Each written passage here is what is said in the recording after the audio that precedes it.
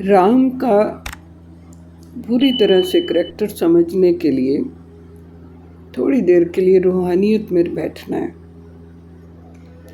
जब तक आप राम को केवल राजा का बेटा समझते हैं तब तक रामायण एक कहानी है, पर जब आप राम को घट में लेटा देखते हो, राम तुम्हारे भीतर विश्राम कर रहा है, एक शांत अचल साक्षी की तरह।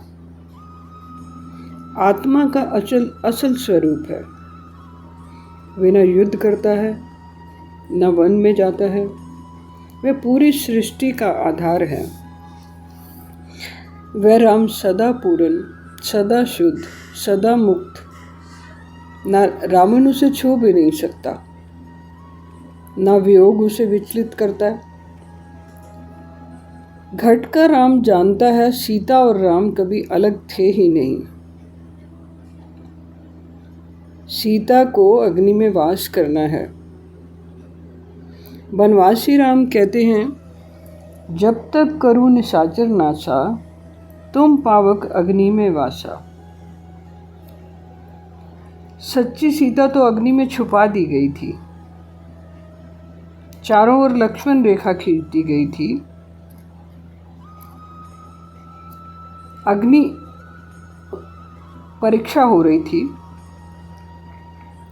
आप निरंकार यानी जो स्वयं ही सब कुछ है, जिसे ना माता पिता की ज़रूरत है, न सत्य की, ना मान सम्मान की, ना प्रतिष्ठा की, वह आपकी आत्मा है। मान सम्मान तो बाहरी तल पे चाहिए होता है, शरीर को चाहिए होता है। आत्मा ना पैदा हुई, ना मरती है। अपने विकारों से लड़कर जीत पानी है। आत्मा के ऊपर विकारों की 5 परतें चढ़ी हुई हैं। 5 परतें उतारनी ही युद्ध है। काम, क्रोध, लोभ, मोह, अहंकार की ओढ़नी में आत्मा ढक गई है। यदि सच में राम के दर्शन करने हैं तो अपने भीतर छुपे प्रकाश को देखना है। भीतर वाला राम शांत है, साक्षी है, अचल ब्रह्म स्वरूप है। यही अटल सत्य है। देह के कार्य करो, 2 आँखों से बाहरी दुनिया को देखो, तीसरी आँख से आत्मा को याद रखना है, आत्मा को देखना है। आत्मा की याद के साथ साथ इसके रचयिता राम निराकार को भी याद रखना है। सच्ची सीता यही है। जिस राम को आप अयोध्या में खोजते हो, वो आपके भीतर घट में मन मंदिर में मौन बैठा हुआ है। और वही राम चारों ओर व्यापक भी है। निराकार राम न सीमित है, न ठहरा हुआ है। वह तो कण कण में व्यापक है। धरती निरंतर चक्कर काटती है, सूर्य के चक्कर काटती है। धरती तत्व सभी फलों में, सभी सब्जियों में विराजमान है।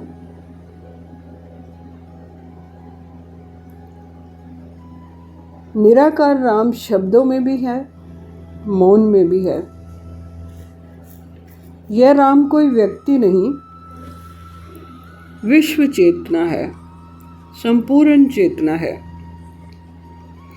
वृक्ष की हर पत्ती में जो कंपन है वह राम है। चंद्रमा की शीतलता में जो स्पर्श है वह राम है। बच्चों की हंसी में जो किलकारी है वह राम है। साधक की समाधि में जो स्थिरता है वह राम है। पाथिक की यात्रा में सब में वही राम का पसारा है। तीसरा राम जो न किसी जन्म से बंधा है, ना किसी मृत्यु से बंधा है। अहंकार रूपी मैं को मारकर प्रेम रूपी मैं के प्रकट होने पर राम मिलते हैं। पहले पड़ाव पर एक राम दशरथ का बेटा जो पूजा करता है, जो शिवलिंग बनाता है,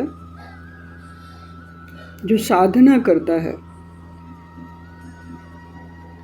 दूसरे पड़ाव पर एक आत्मा राम घट में लेटा आपने अपने आप को जाना।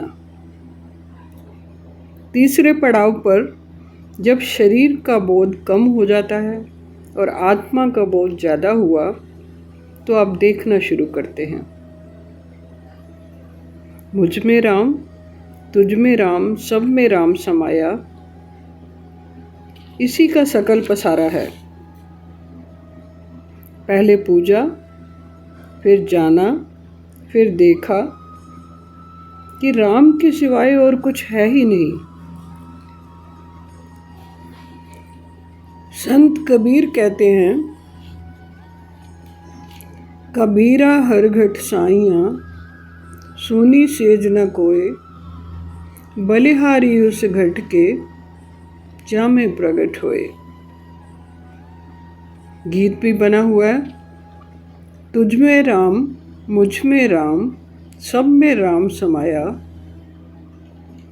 कर लो सबसे प्यार जगत में, कोई नहीं पराया। तो राम को जानने के लिए अगली कड़ी को सुनना बहुत ज़रूरी होगा कि राम प्रकट कैसे होते हैं। आज इतना ही। ओम शांति।